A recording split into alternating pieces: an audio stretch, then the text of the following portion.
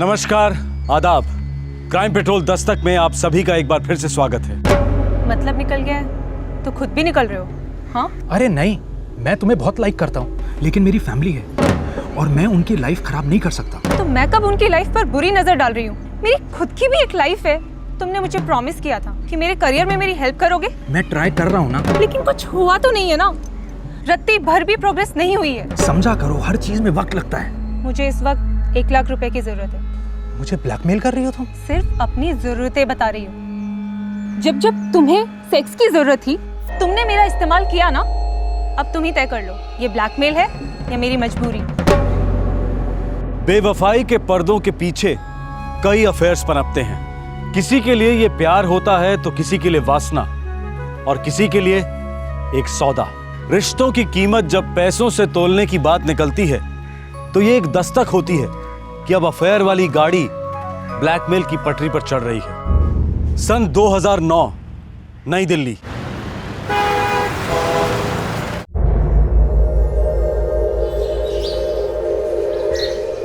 तुम एक college student हो, इसीलिए मैंने कमरा किराए पे दिया था। इसका मतलब ये नहीं कि कोई भी ऐरा गैरा नत्थू खेरा यहाँ आता रहेगा। मैम, वो लड़के मेरे फ्रेंड्स हैं और आपको डिस्टर्ब नहीं कर रहे हैं, और मेरी रिक्वायरमेंट के मुताबिक मेरी एंट्रेंस अलग है, तो आप इतना बड़ा बखेड़ा क्यों खड़ा कर रही है? नुसरत, लड़के तुम ले आती हो और बदनाम मेरी फैमिली होती है। हेलो, साफ साफ कहिए, आप कहना क्या चाहती है? यही कि सारा मोहल्ला ये समझता है कि तुम प्रोस्टिट्यूट हो, धंधा करती हो। गौरव, माइंड योर लैंग्वेज, ओके? अरे तेल लेने की लैंग्वेज। माँ, इसको अभी कभी आउट कर दो यहाँ से। एक्सक्यूज मी, 11 महीने का एडवांस किराया दिया मैंने। आप लोग मुझे ऐसे नहीं निकाल सकते, और वैसे भी अचानक मैं कहाँ जाऊंगी? भाड़ में जाओ, हमें कोई फर्क नहीं पड़ता। माँ, इसका 11 महीने का एडवांस दे दो। नुसरत, पैसे लो और फुट लो यहाँ से, वरना मैं पुलिस को फोन करूंगा। नहीं नहीं, पुलिस को मत बुलाना। क्यों, डर गई? नहीं, क्योंकि पुलिस को फोन मैं करूंगी।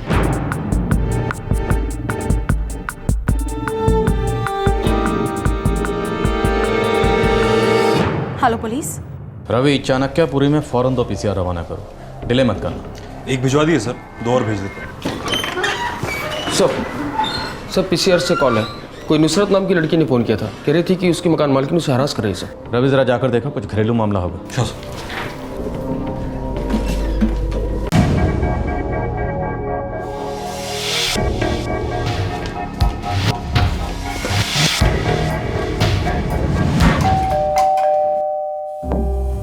किसी नुसरत ने फोन किया था? जी, मैं ही नुसरत हूँ, आइए। सर, जो लड़के आते हैं वो मेरे क्लासमेट्स हैं। वो कॉलेज के असाइनमेंट्स लेकर आते हैं सर। अच्छा, तो रात भर चलते हैं इनके कॉलेज के असाइनमेंट्स। सर, ये मेरा घर है और मैंने इसे साफ साफ कहा था कि लड़के इसके रूम में कभी भी अलाउड नहीं है। आपने बॉयफ्रेंड्स कहा था, और वो मेरे बॉयफ्रेंड्स नहीं है, फ्रेंड्स है बस। सर, वो मेरे फ्रेंड्स हैं who happen to be male। Sir, इन्हें कोई डिस्टर्बेंस नहीं होती है, क्योंकि मेरे रिक्वायरमेंट के मुताबिक मेरी रूम की एंट्रेंस अलग है। कौन से कॉलेज में आप? सर, इंजीनियरिंग कॉलेज मुनका। सर, मैं एक अच्छी फैमिली को बिलोंग करती हूँ। सर, इसके कारण मेरी फैमिली बदनाम हो रही है। इसको आज ही हमारा घर छोड़ना होगा। कॉलेज में हॉस्टल है? जी, लेकिन हॉस्टल में रूम्स खाली नहीं है सर, इसलिए तो मैं यहाँ रह रही हूँ। सर, मैंने इन्हें 11 महीने का एडवांस भी दे दिया है, तो फिर ये लोग मुझे ऐसे कैसे निकाल सकते हैं सर? सर, मेरे पास और कोई ऑप्शंस नहीं है, और ऊपर से एग्जाम्स और सबमिशन सब सर पर है। मिस्टर सूरज, बीना जी, एक चांस और दीजिए लड़की को। स्टूडेंट है। और तुम नुसरत, आज से सारे असाइनमेंट कॉलेज में पूरे करोगी। इतने अच्छे मकान मालिक किस्मत वालों को ही मिलते हैं। Okay sir, thank you. Thank you आप इन्हें कहिए, अगर ये आपको रहने देते हैं तो। क्यों मिस्टर सूरज? ठीक है सर, लेकिन ये लास्ट चांस है नुसरत। चलिए।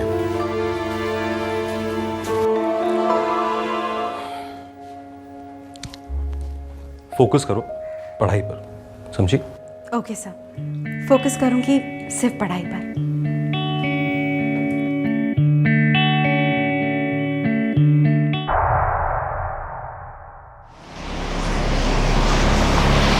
देखो, पुलिस के कहने पर तुम्हें नोटिस नहीं दी थी मैंने, और ना ही तुमसे एग्रीमेंट बढ़ाने की बात हुई थी कोई मेरी। लेकिन मैं ऐसे बैग्स पैक करके कहाँ जाऊंगी? दूसरा घर ढूंढने में वक्त तो लगेगा ही। Be reasonable. 2 दिन है तुम्हारे पास। अगर 2 दिन के बाद तुम यहाँ से नहीं गई तो मैं पुलिस के पास जा रहा हूँ। लेकिन 2 दिन बहुत कम है। 2 दिन बाद हमारे नए किराएदार आ रहे हैं।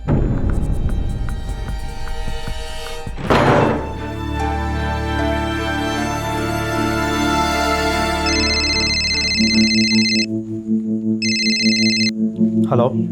विजय, मेरे लैंडलॉर्ड अभी मुझे घर से निकाल रहे हैं। हाँ तो निकल जाओ ना। रहना तो मैं भी नहीं चाहती, लेकिन इतनी रात गए मैं अकेले कैसे जाऊंगी।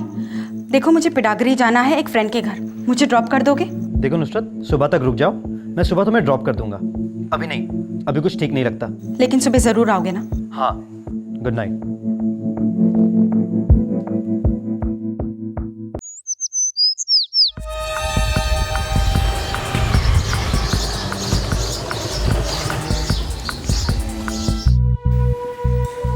चलो विजय।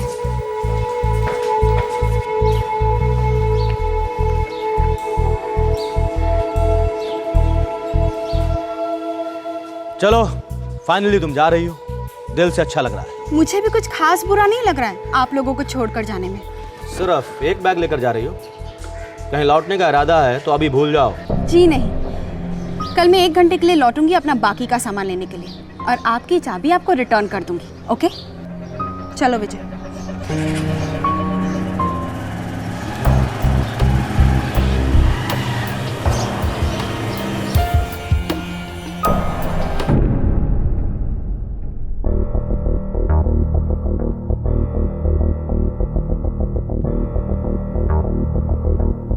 तीन दिन पहले वो यहाँ से एक लड़के के साथ गई थी, उसके बाद हमने नहीं देखा। हाँ, जाते हुए हमसे ये बोल कर गई थी कि अपना सामान लेने वापस आएगी। तब से हम भी इंतजार कर रहे हैं उसका। पिछले 3 दिन से उसका फोन कंटिन्यू स्विच ऑफ है। तो भाग गई होगी किसी लड़के वड़के के साथ। और वैसे भी कितने सारे लोग उसे यहाँ मिलने आते थे। और मैडम जरा सोच समझ कर बात कीजिए। कुछ दिन पहले ही बात हुई है उससे मेरी, बहुत परेशान थी वो आप लोगों से। तो इसमें नया क्या है? वो हमेशा सबके पास हमारी शिकायत करके अपना दुखड़ा रोती थी। शिकायत तो मैं करूंगा पुलिस से, और रोगे आप लोग। छोटी बहन है मेरी नुसरत, हम बेतिया बिहार को बिलोंग करते हैं। आखिरी बार कब बात हुई आपकी? सर यही कोई 5 दिन पहले। उसको मकान मालिक बहुत परेशान कर रहे थे, रो रही थी फोन पे, और पिछले 3 दिन से तो उसका फोन कंटिन्यू स्विच ऑफ जा रहा है। सर मुझे लगता है ये वही लड़की है सर, जिसके यहाँ रवि सर जाकर कंप्रोमाइज करवाए थे नांगलो एरिया में। सर मकान मालिक से बात हुई आपकी? उसका क्या कहना है? कह रहे थे कि 6 सितंबर को तुम्हारी बहन किसी लड़के के साथ भाग गई। जी हाँ, बिल्कुल सच है। वो 6 सितंबर को यहाँ से गई थी, फिर वापस नहीं लौटी। वो खुद गई या आपने उसे इस घर से निकाल दिया सूरज साहब? नहीं साहब, उसका लीज खत्म हो गया और मैंने कमरा दूसरी पार्टी को दे दिया। फिर घर से निकालने का सवाल ही पैदा नहीं होता। मेरा घर है, और वैसे भी उसका एग्रीमेंट 8 सितंबर तक ही था। किसके साथ गए? ये तो मैं नहीं जानता सर, और वैसे भी मैं उसके किसी बॉयफ्रेंड को नहीं जानता। सर ये झूठ बोल रहे हैं। मैं झूठ क्यों बोलूंगा? क्योंकि आप उसे पसंद नहीं करते थे। बिल्कुल पसंद नहीं करता था, लेकिन मैं उससे हमेशा 1 मील की दूरी रखता था। अब साहब, पुलिस वालों से पंगा कौन ले सकता है? क्या मतलब है आपका? साहब आप तो जैसे जानते नहीं, बहुत क्लोज दोस्ती थी उसकी आपके सब इंस्पेक्टर के साथ। कौन सा सब इंस्पेक्टर? वही साहब जिसको उसने पहली बार फोन करके यहाँ बुलाया था, जो यहाँ आया था और जिसने हमें मजबूर किया था कि हम नुसरत को यहाँ रखें। मिस्टर सूरज, बीना जी, एक चांस और दीजिए लड़की को, स्टूडेंट है। और तुम नुसरत, आज से सारे असाइनमेंट कॉलेज में पूरे करोगी। Okay sir, thank you. साहब वैसे जिस लड़के के साथ वो बाइक पर गई थी, उस बाइक का नंबर मैंने याद कर लिया था। सिल्वर कलर की बाइक थी, नंबर था DL05RJ9087। Good morning sir. Hey Ravi, good morning. बैठो। Thank you sir. और क्या हाल चाल? बस सर, कैसी चल रही है तुम्हारी क्राइम ब्रांच? वही भाग दौड़ है सर। अभी अभी केरला से लौटा हूँ, एक सॉलिड फ्रॉड का केस था। वैसे आप बताइए कैसे याद किया सर? नुसरत? कौन नुसरत सर? अरे वो मुंडका वाली जिसका मकान मालिक उसे तंग करा था, वो लड़की स्टूडेंट। ओ करेक्ट, वो college student sir. Same girl. क्या हुआ सर उसे? वही तो पता लगाना है। 3 दिन से लापता। बेचारा उसका भाई बिहार से ढूंढते ढूंढते यहाँ तक आ पहुँचा। अच्छा, उसका मकान मालिक बता रहा था, क्या नाम है उसका? सूरज जी। वो लड़की शायद तुम्हारे कुछ टच वच में थी? कोई टच वच में नहीं थी सर। एक बेसहारा कॉलेज स्टूडेंट थी, तो मैंने दिलासा दिया था कि अगर कभी कोई ज़रूरत पड़े तो फ़ोन करना, डरना नहीं। एनीवेज रवि यार, चूंकि तुम उस लड़की को अच्छी तरह से जानते हो, तो मैंने डीसीपी से रिक्वेस्ट किया है कि तुम्हें इस केस में ट्रांसफ़र कर दें। ज़रूर सर। तो बस फिर लग जाओ। Sure sir. सर वो सिल्वर कलर की बाइक का नंबर हमने आरटीओ को दे दिया है, वो बहुत जल्द हमें बताएंगे सर। और फ़ोन रिकॉर्ड्स? हाँ वो आ गए हैं सर।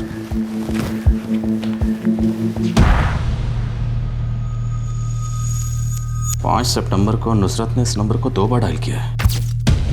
जरा पता लगाओ किसका नंबर है। जी सर।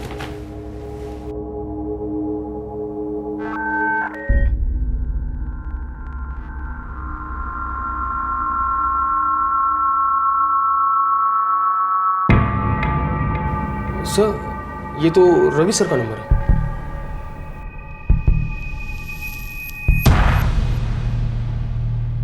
यह कोई आम केस नहीं था।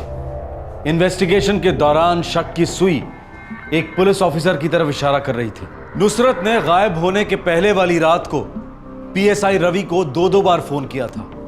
सवाल था क्यों? सही मेरा पर्सनल मोबाइल नंबर है जो मैंने उस लड़की को दिया था। फोन घर पर ही था और मैं पिछले 1 हफ्ते से केरला में हूं। हो सकता है कि कोई परेशानी रही हो, शायद इसलिए फोन किया हो। रवि, दोनों बार कॉल रिसीव हुई और बात हुई। हो सकता है तुम्हारी गैर मौजूदगी में तुम्हारे घर पर किसी ने नंबर उठाया। पता नहीं सर, मगर हो सकता है कि मिसेज ने या लड़के ने फोन उठा लिया। मैं चेक करके आपको फौरन बता दूं। श्योर।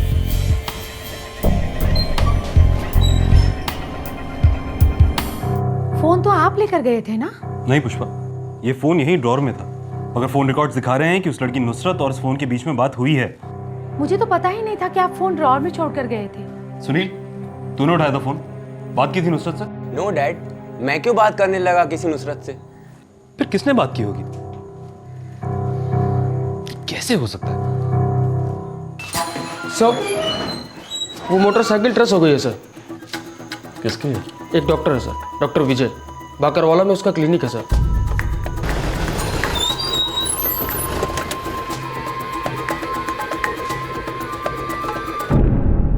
हाँ, मैंने ही पिकअप किया था नुसरत को 6 सितंबर को। और कहाँ ले गए उसे? वहीं जहाँ वो जाना चाहती थी, अपने किसी दोस्त के यहाँ पीड़ागढ़ी में। पीड़ागढ़ी में कहाँ? ऑटो स्टैंड पर। बस बस विजय, यहीं रोक दो। मैं यहीं से चले जाऊंगी, पास में ही है। श्योर? हाँ sure, thank you. Okay, bye. उसके बाद वो कहाँ गई ये मैं नहीं जानता। मैं जानता हूँ। क्या जानते सर? यही कि तुम झूठ बोल रहे हो। नुसरत के फोन की आखिरी लोकेशन बाकरवाला थी। एंड आई थिंक आपका ये क्लिनिक भी बाकरवाला में है, राइट? अब सीधे सीधे ये बताओ कि नुसरत को कैसे जानते थे और पीड़ागढ़ी क्यों लेके गए? सर, मैं उस नुसरत को नहीं जानता सर। वो तो उसने फ़ोन किया और मदद मांगी, मैं चला गया। जानते नहीं थे तो उसने तुम्हें फ़ोन क्यों किया? दरअसल उसने मेरे फूफा जी के सेल पे कॉल किया था। मैंने तो उसे फ़ोन रिसीव किया। कौन है तुम्हारे फूफा जी? सर वो पुलिस में है, सब इंस्पेक्टर रवि शुक्ला। एक बार फिर इन्वेस्टिगेशन की सुई पुलिस ऑफिसर रवि शुक्ला की तरफ इशारा करने लगी। नुसरत को गायब हुए अब 4 दिन हो चुके थे। बिहार के बेतिया कस्बे में उसका परिवार बीतते लम्हे के साथ मायूसी के दलदल में धंसता जा रहा था।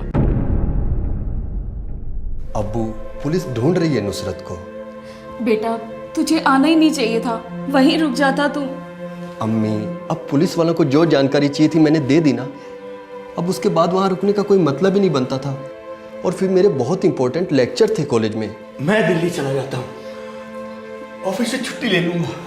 अब्बू, इसकी कोई ज़रूरत नहीं है। मैं परसों लौट रहा हूँ ना दिल्ली, बस ये 2 दिन के लेक्चर्स हो जाए। नुसरत को दिल्ली भेजना नहीं चाहिए था, लेकिन उसकी जिद विद कुछ नहीं, सब आपके ही लाड प्यार ने बिगाड़ा है उसे, जिसकी वजह से हमें आज ये दिन देखना पड़ रहा है। अब्बू, अम्मी, अब इसमें दिल्ली का क्या कसूर और हमारी नुसरत का क्या कसूर? वो तो पढ़ाई में इतनी ब्राइट थी कि मैंने उसे हमेशा एनकरेज किया कि बढ़िया पढ़ो, आगे बढ़ो, कुछ करके दिखाओ।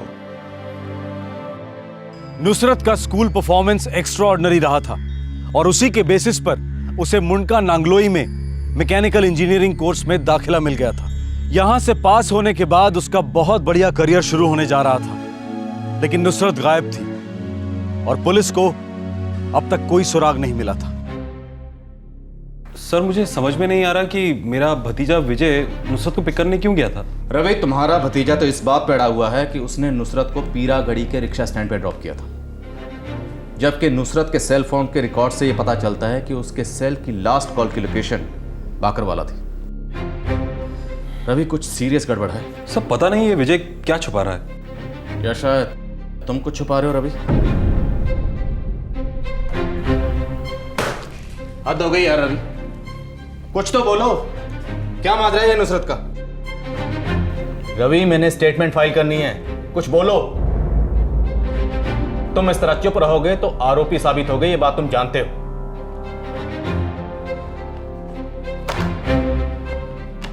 पिछले 8 महीनों में तुम्हारे और नुसरत के बीच में इतनी फोन कॉल्स हुई हैं, इतनी फोन कॉल्स कि कोई नहीं कहेगा ये फोन कॉल्स ऑफिशियल कारणों की वजह से।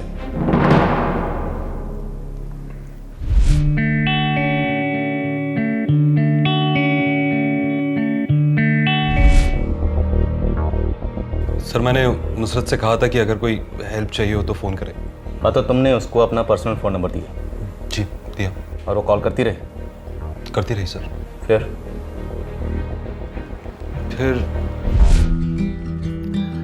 नुसरत, मैं दिन ब दिन तुम्हारी तरफ बहुत ज़्यादा अट्रैक्ट होता जा रहा हूँ, ये सही नहीं है। अब सही क्या है गलत क्या है ये सब मुझे नहीं पता। मुझे सिर्फ इतना ही पता है कि पहली मुलाकात से ही मैं आपको चाहने लगी थी, जब से आपने मुझे आपका नंबर दिया था। पर नंबर तो मैंने मदद के लिए दिया था ना। हाँ, मुझे आपकी हेल्प की ज़रूरत है। I love you Ravi, help me please. Nusrat, तुमसे कुछ छुपा नहीं है, मैं शादीशुदा हूँ। ये सब करते हुए मुझे गिल्टी फील हो रहा है, राइट? राइट। देखिए, आपको गिल्टी फील करने की कोई ज़रूरत नहीं है। मैं आपकी फैमिली लाइफ ख़राब नहीं करना चाहती, और ना ही मैं आपसे ये कह रही हूँ कि आप मुझसे शादी कीजिए। तुम चाहती क्या हो नुसरत? आपको चाहती हूँ।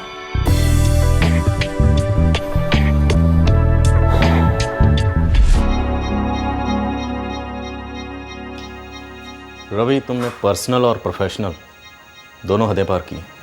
जी सर, लेकिन जब तक मुझे अपनी गलती पूरी तरह महसूस होने लगी बहुत देर हो चुकी थी। मैं पूरी तरह नुसरत के प्यार में खो चुका था। सर ये रहे रवि सर के फ़ोन रिकॉर्ड्स, इनके लड़के सुनील के फ़ोन रिकॉर्ड्स और इनकी पत्नी पुष्पा जी के फ़ोन रिकॉर्ड्स। सर ये क्या जाती है सर? मेरी वाइफ का नुसरत से क्या लेना देना? लेना देना है रवि, तुम खुद एक पुलिस ऑफिसर और अच्छी तरह से जानते हो पुलिस जो भी करती है उसके पीछे कोई ना कोई वजह ज़रूर होती है। हर चीज़ का दूसरी चीज़ से लेना देना होता है। नाउ कम ऑन, मुझे सच चाहिए, तुम्हारे मुंह से सच। कैसा सच सर? नुसरत के मकान मालिक ने हमें बताया कि तुम्हारी पत्नी और बेटा अक्सर उसे मिलने आते थे, सच है? सर 6 सितंबर के दिन डॉक्टर विजय, पुष्पा जी और सुनील के सेलफोन के लोकेशन एक ही जगह के हैं सर। कहाँ के? भद्रा रेलवे लाइन, जयपुर राजस्थान से 20 किलोमीटर दूर से।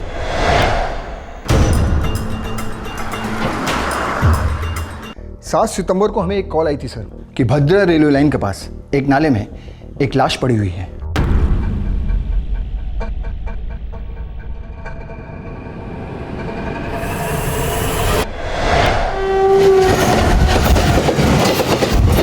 बॉडी की आइडेंटिफिकेशन नहीं हो सकी सर, क्योंकि चेहरा बहुत बिगाड़ दिया गया था। और पोस्टमार्टम रिपोर्ट? पोस्टमार्टम रिपोर्ट से पता चला सर विक्टिम की मौत गला घोटने से हुई है। उसके बाद उसका चेहरा किसी भारी चीज़ से बिगाड़ दिया गया। वो भारी चीज़ जो भी थी बॉडी के पास नहीं मिली है। लाश के पास कुछ सामान वगैरह होगा, वो अभी भी आपकी हिरासत में है? जी सर, वो अभी भी हमारे पास है। लाश 4 दिन हमने वेट किया सर, फिर जब बहुत ज़्यादा सड़ने लगी तो बॉडी दफना दी हमने। आपको कैसे पता चला कि लड़की मुसलमान या ईसाई है? उसके गले में एक तावीज़ मिली है सर, वो तावीज़ इस्लामिक थी।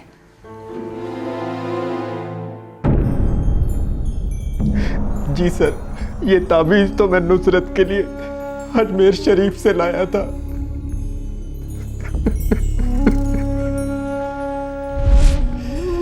खास तेरे लिए लाया हूँ अजमेर शरीफ से।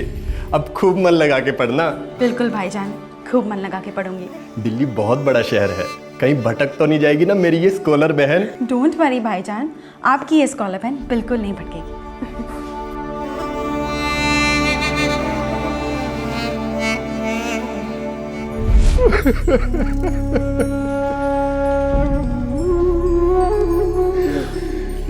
ये कपड़े नुसरत के हैं?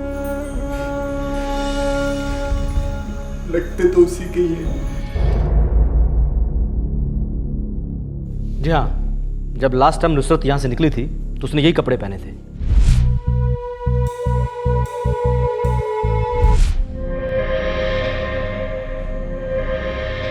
विजय सच बता, तूने नुसरत को मार डाला या फिर वो गलती से मर गई?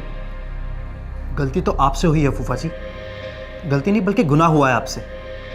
शादीशुदा होने के बावजूद आप अपने से 20 साल छोटी लड़की से अफेयर कर बैठे थे। बेचारी बुआ कैसे तड़प रही थी, मुझसे उनकी हालत देखी नहीं गई। इश्क के आगोश में पुलिस इंस्पेक्टर रवि ने नुसरत को चांद सितारे तोड़ लाने के वादे किए थे।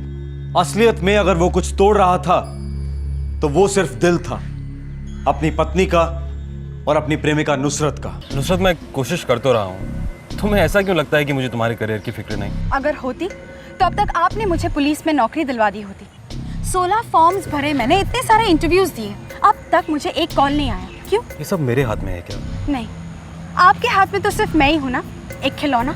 गलत बात नुसरत, मैं ही जानता हूँ कि कितनी कोशिशें की हैं मैंने तुम्हारी इस नौकरी के लिए। आप तो कितने बड़े बड़े लोगों को जानते हो, डीसीपी लेवल के, एसपी लेवल के, लेकिन आज तक आपने किसी से भी मेरा इंट्रोडक्शन नहीं करवाया। हालांकि आप ही ने मुझे कहा था कि किसी बड़े ऑफिसर से बात करके मुझे नौकरी दिलवाएंगे। ये सब इतना आसान नहीं है नुसरत। तो फिर आसान क्या है आपके लिए?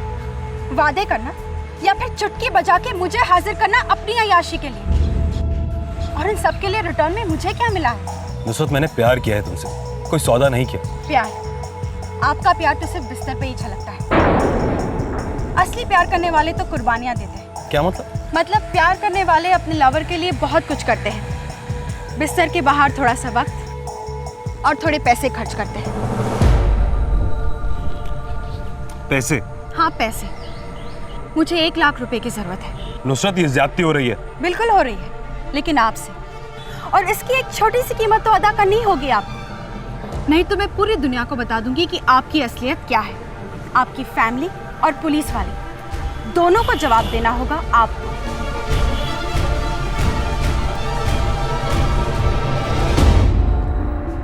ये 65,000 कैश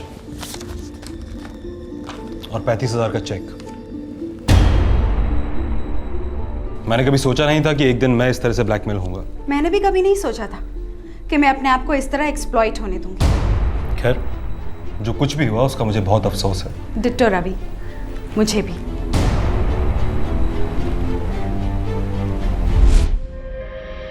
फूफा जी को हमेशा लगता था कि बुआ जी को कुछ नहीं पता, पर सच्चाई छुपाई नहीं छुपती।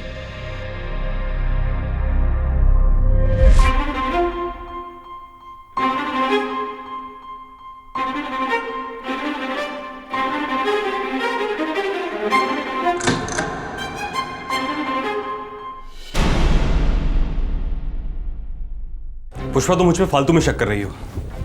आखिर आप मुझे बताते क्यों नहीं है कि नुसरत है कौन और क्या रिश्ता है आपका उसके साथ? मेरा किसी नुसरत के साथ कोई रिश्ता नहीं है। 35,000 का तो है ना?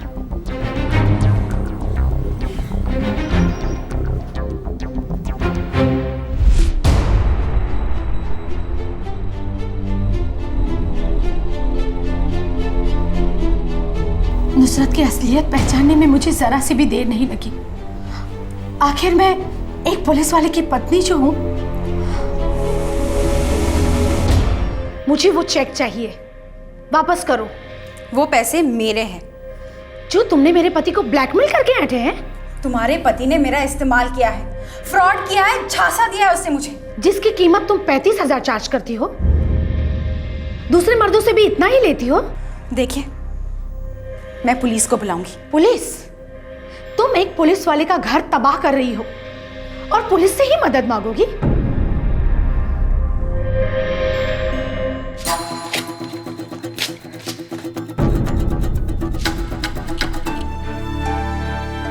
कितनी बार कह चुका हूं तुमसे, मुझसे गलती हो गई, मुझे माफ कर दो। मैं बस फंसता चला गया इस चक्कर में। दूध पीती बच्ची को फंसाने के लिए? अरे कुछ तो शर्म की होती। 17 साल का बेटा है आपका, क्या सोचेगा वो आपके बारे में?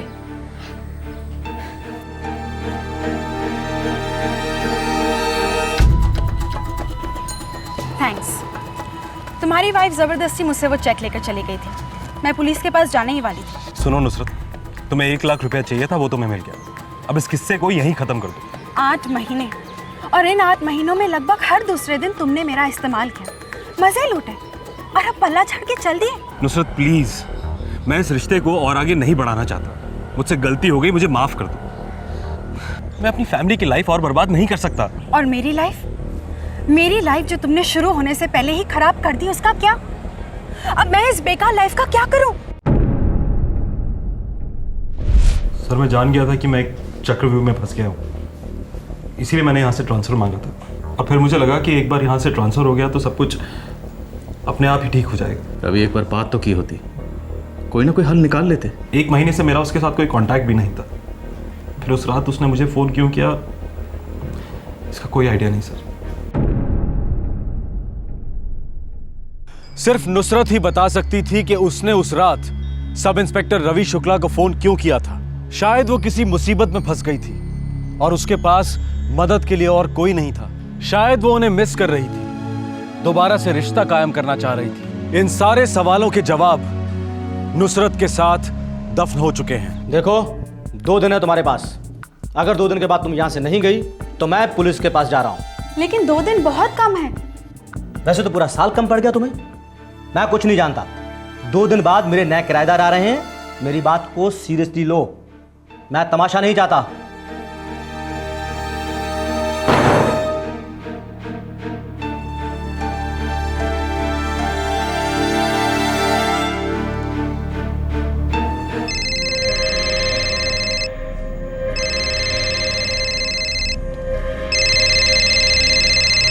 हेलो, क्या मैं रवि जी से बात कर सकती हूँ? कौन बोल रहा है? नुसरत। रवि जी तो यहाँ नहीं है, वो केरला गए हुए हैं। आप कौन बोल रहे हैं? मैं उनका भतीजा विजय। मुझे पता है कि वो केरला वाली बात झूठ है और वो वही है, और जो भी वो कर रहे हैं ना, वो अच्छा नहीं कर रहे। इसका अंजाम बहुत बुरा होगा। मैंने कह दिया ना, फूफा जी यहाँ नहीं है, बस। देखिए, मैं बहुत बड़ी मुसीबत में हूँ, मुझे हेल्प चाहिए प्लीज। नुसरत, मैं पुष्पा बोल रही हूँ। और सुनो, अब तुम्हारी ये ड्रामेबाजी है ना, बंद कर दो। रवि अब तुम्हारा मुंह तक नहीं देखेंगे। आइंदा फोन करने की कोशिश भी मत करना, समझी? हेलो।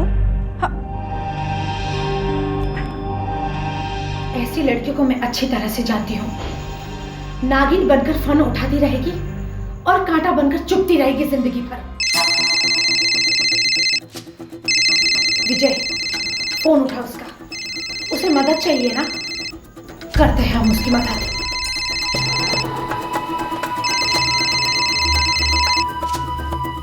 हेलो विजय, मेरे लैंडलॉर्ड अभी मुझे घर से निकाल रहे हैं। तो निकल जाओ। रहना तो मैं भी नहीं चाहती, लेकिन इतनी रात गए मैं अकेले कैसे जाऊंगी? देखो, मुझे पिडागरी जाना है अपने एक फ्रेंड के घर। मुझे ड्रॉप कर दोगे? अभी? कोई प्रॉब्लम है? देखो नुसरत, सुबह तक रुक जाओ, मैं सुबह तुम्हें ड्रॉप कर दूंगा। अभी इस वक्त कुछ ठीक नहीं लगता। ठीक है, लेकिन सुबह ज़रूर आओगे ना? पक्का। Good night.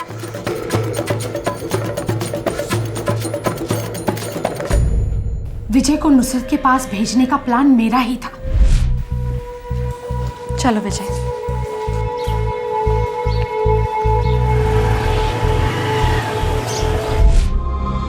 मैंने कुछ चीज़ें कलेक्ट करने का बहाना बनाया और उसे अपनी क्लिनिक लेकर गया। विजय, सच सच बताओ, रवि जी केरला वेरला नहीं गए राइट? वो गए हैं केरला। मेरी जेन्युइन प्रॉब्लम है, और अगर वो यहाँ होते ना तो मैं तुम्हारी हेल्प नहीं लेती, क्योंकि मुझे पूरा कॉन्फिडेंस है कि वो मेरी हेल्प ज़रूर करते। हाँ हाँ, ज़रूर करते। वो ठीक तो है ना? उन्हें कुछ हुआ तो नहीं है राइट? वो बिल्कुल ठीक है, केरला गए हुए हैं। 50 बार कह चुका हूँ तुम्हें। तो 1 महीने से उन्होंने मुझे कांटेक्ट क्यों नहीं किया? मैंने उन्हें देखा तक नहीं है। और देखोगे भी नहीं।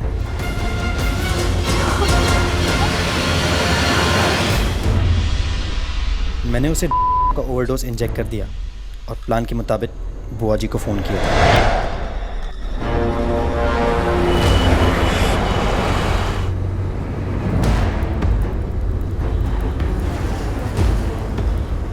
बेहोश नुसरत को हम लोग बुआ जी की कार में राजस्थान ले गए।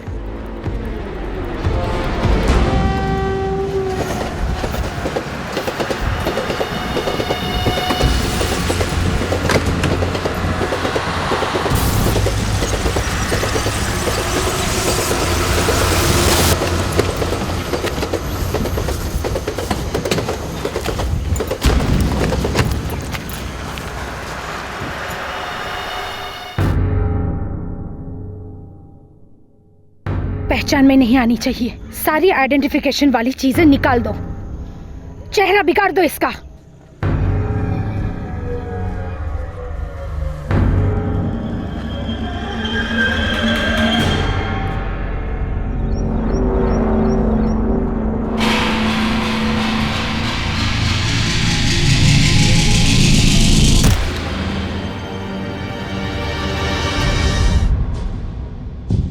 विजय, इस पत्थर को यहाँ पर नहीं छोड़ेंगे, गाड़ी में रख लो इसे। पहले इस लाश को ठिकाने लगाते हैं, चलो।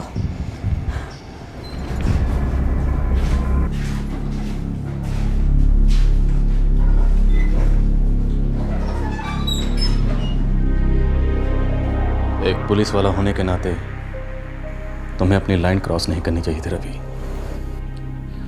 एक बार फिसला सर, और जब फिसला तो फिर उठ ही नहीं पाया।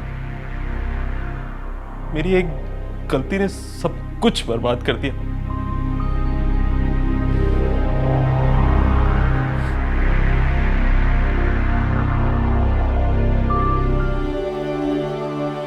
हमारी इतनी होनहार होशियार बेटी ब्लैकमेल कैसे कर सकती है किसी को? इतने सारे पैसों का वो करने वाली क्या थी? शहर की हवा जाने क्या क्या सिखा देती है हमारे बच्चों को, और उसके बाद उन्हें हमसे हमेशा के लिए छीन लेती है, हमेशा के लिए।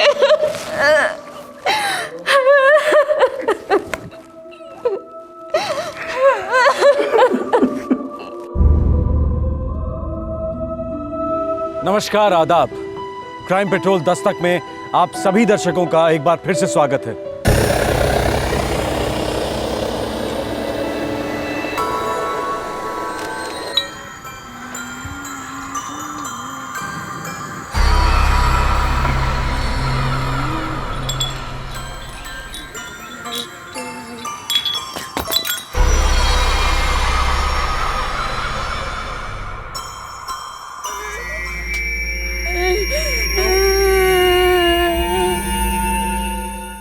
ये छोटा सा लड़का काम और खेल के बीच की लकीर को ठीक से जानता तक नहीं है। उसकी रगों में मासूमियत और मस्ती दोनों दौड़ती हैं। बच्चे की मस्ती चाय वाले को महंगी पड़ी और मासूमियत बच्चे को महंगी पड़ी।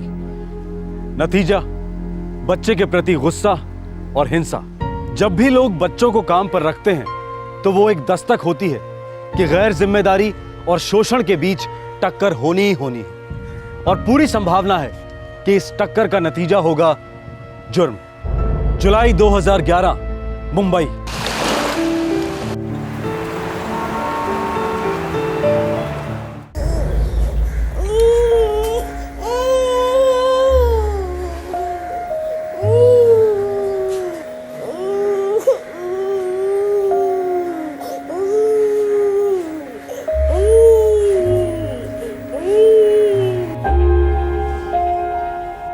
अरे मेहरू, हाँ, वो शगुफ्ता की साइंस वाली बुक बैग में रखी कि नहीं? साइंस वाली वो मुझे पता नहीं मेम साहब, लेकिन आपने जो दी वो मैंने डाल दी। पर अम्मी, आज तो इंग्लिश क्लास है, साइंस नहीं। अरे बेटा, लेकिन आपकी टीचर ने तो सारी किताबें लाने के लिए कहा था। चलो कोई बात नहीं, मैं उनसे कह दूंगी, बाकी का होमवर्क तुम स्कूल जाकर कर लेना, ठीक है ना? चलो बंद करो इसे। जी। मेम साहब, अजान बाबा दूध नहीं पी रहा। दे मुझे। ओले ओले ओले, आजा आजा, देखो अभी कैसे दूध पीता है मेरा बाबा। देखा, तुम ठीक से पिला नहीं रही थी, इसीलिए नहीं पी रहा था। ना मेहनत करना चाहती हो ना कुछ सीखना, ऐसे नहीं चलेगा गौरी। ये लो। ना ना बेटा, बस अब भी आती हूँ मैं। सुनो, मैं शगुफ्ता को ट्यूशन के लिए ले जा रही हूँ, मेहरू भी मेरे ही साथ है। तुम घर से बाहर कदम नहीं रखोगी और अजान को 1 मिनट के लिए भी अकेला नहीं छोड़ोगी तुम, समझी? जी जी मेम साहब। चलो बेटा। जी अम्मी।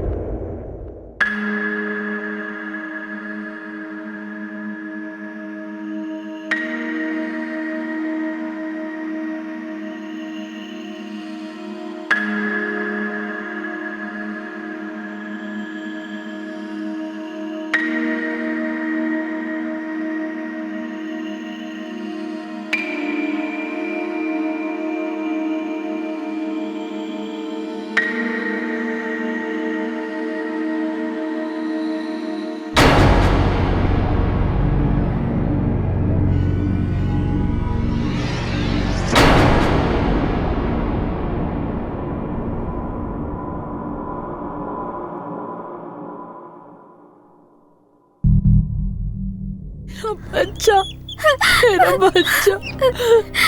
कैसी माँ हो तुम? उस नन्ही सी जान को अकेला क्यों छोड़ा? तो मैं क्या करती?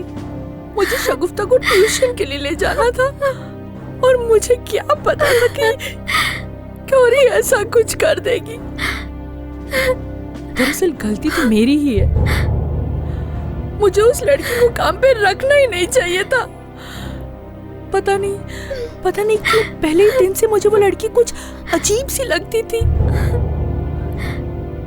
एक बेसहारा लड़की को सहारा देने चली थी। देखो आज क्या दिन देखना पड़ रहा मुझे। या अल्लाह, मेरा बच्चा। सर हम क्रिकेट खेल रहे थे जब अचानक से अजान धड़ से जमीन पे आके गिरा। सर हमने उसे जमीन में टच होते हुए नहीं देखा। एक सेकंड पहले वो हवा में था और दूसरी सेकंड धड़ाम से आवाज आई। तुम लोगों ने किसी को देखा बच्चे को बालकनी से फेंकते हुए? नो सर, हम तो अपने खेल में बिजी थे।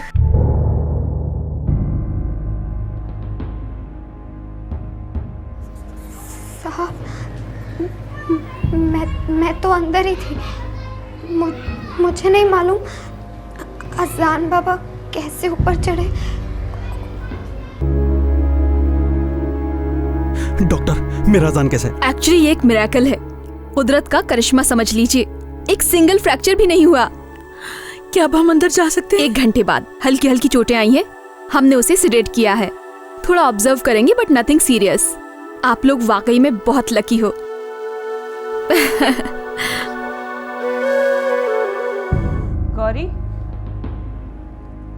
गौरी देख, हमें पता है तू झूठ बोल रही है।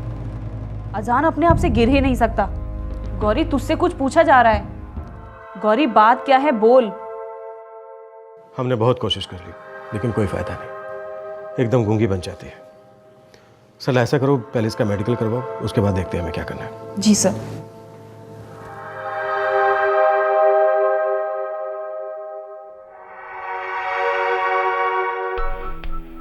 वो लड़की झूठ बोल रही है इंस्पेक्टर। पक्का उसी ने धक्का दिया है मेरे अजान को। ये तो मालिक का शुक्र है कि बच गया बच्चा मेरा।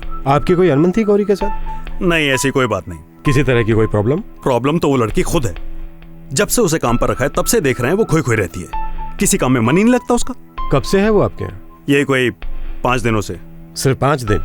हाँ, दरअसल हम उसे काम पर रखना ही नहीं चाहते थे। वो हमारी पुरानी नौकरानी शहनाज ने जैसे गौरी को थोप ही दिया था हम पर। कहा बेसहारा है, अकेली है, बस इसीलिए तरस खाकर हमने उसे काम पर रख लिया। भाभी जी, गौरी अजान बाबा की बहुत अच्छे से देखभाल करेगी। लेकिन शहनाज, मेरे पास मेहरू है ना, मुझे एक और लड़की की जरूरत नहीं है, सच में। भाभी जी, शगु भी तो अभी छोटी है ना, मेहरू शगु की देखभाल कर लेगी और गौरी अजान बाबा की। आप मेरा यकीन मानिए, गौरी बहुत ही अच्छी लड़की है। इस गरीब बच्ची का भला कर दीजिए भाभी जी, अल्लाह आपको बरकत देगा। ठीक है, रख लेती हूँ। लेकिन गौरी, तुम इतने छोटे बच्चे को संभाल पाओगी?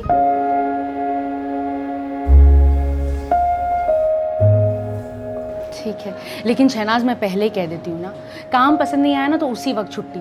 मुझे फालतू में टेंशन नहीं चाहिए। आप बिल्कुल बेफिक्र रहिए भाभी। हमें दूसरी नौकरानी की बिल्कुल भी जरूरत नहीं थी।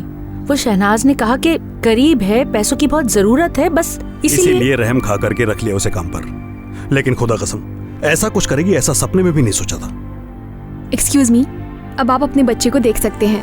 चलो। दांडेगढ़ सर, बच्चे को बालकनी से फेंकने के लिए मेंटल लेवल नॉर्मल तो नहीं हो सकता। मैं शहनाज का पता करता हूँ, शायद वो बता पाएगी कि इस गौरी का इस तरह दिमाग क्यों घुमा हुआ है। कैसा है मेरा बेटा? दर्द हो रहा है मेरे बच्चे को? नहीं, इसको दर्द थोड़ी ना होता है, ये तो मेरा शेर बच्चा है ना? अब इसके अब्बा इसको असली का शेर दिखाने जू लेके जाएंगे। है नौजवान, लाइन कैसे करता है बेटा? कैसे करता है शेर?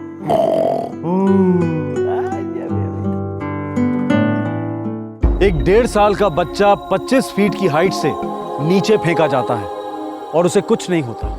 यह सिर्फ एक चमत्कार ही हो सकता है, इसका कोई साइंटिफिक या लॉजिकल एक्सप्लेनेशन नहीं है। लेकिन सभी जानते थे कि अजान को गौरी ने बालकनी से नीचे फेंका था, पर क्यों फेंका था ये अब तक एक रहस्य था।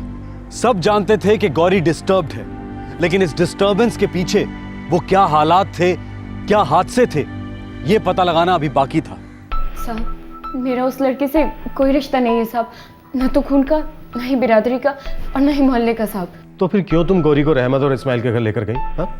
साहब, गौरी मुझको ना बाइकला स्टेशन पर मिली थी, बहुत रो रही थी साहब।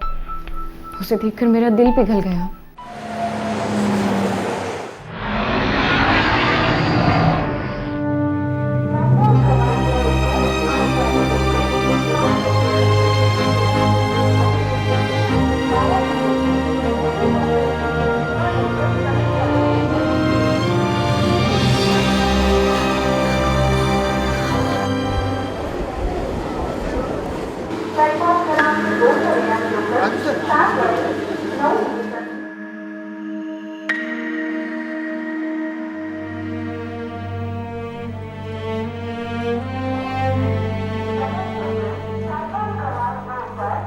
ए छोकरी, तू रो क्यों रही है?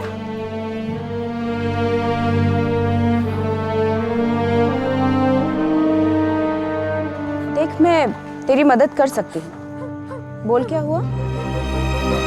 साहब, गौरी मुझसे बोले कि वो मुजफ्फरपुर बिहार से आई है और यहाँ पर आकर खो गई है। मैंने उससे पूछा साहब कि अपने माँ बाप का नाम पता बता, घर का, बाप का फ़ोन नंबर दे, लेकिन साहब वो कुछ भी नहीं बोली।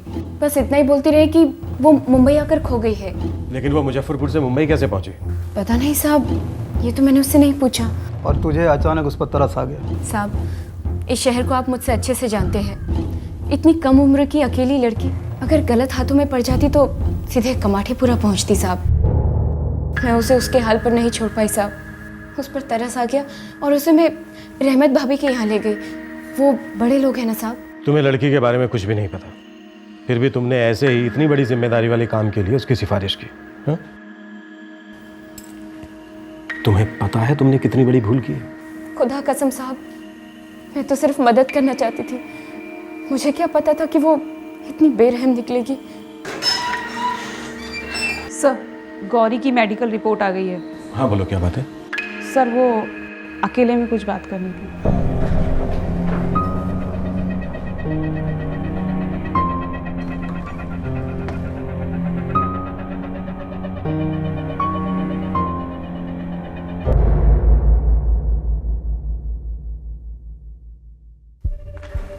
सर, डॉक्टर ने कहा है कि हाइमन रैप्चर्ड है।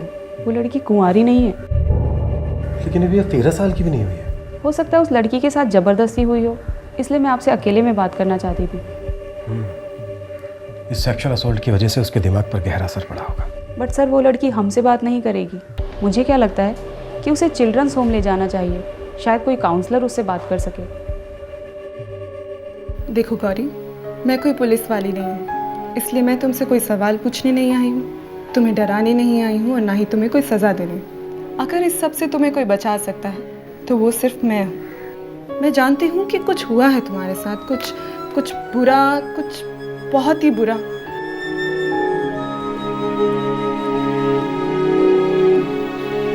गौरी, मैं जानती हूँ कि उस सब में तुम्हारी कोई गलती नहीं थी। तुम तो बहुत अच्छी लड़की हो, बस तुम में बहुत गुस्सा है और इसी गुस्से में तुमने आज़ान बाबा को ऊपर से नीचे फेंक दिया।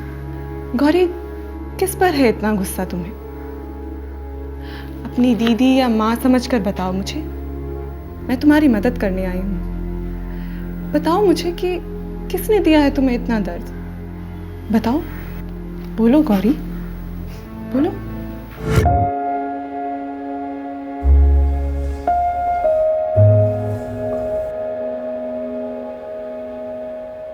गौरी, ला, मुझे दे। आज आज बेटा मेरे पास। जा, तू जाके खाने का टेबल लगा दे, इसके अब्बा आते होंगे। जा।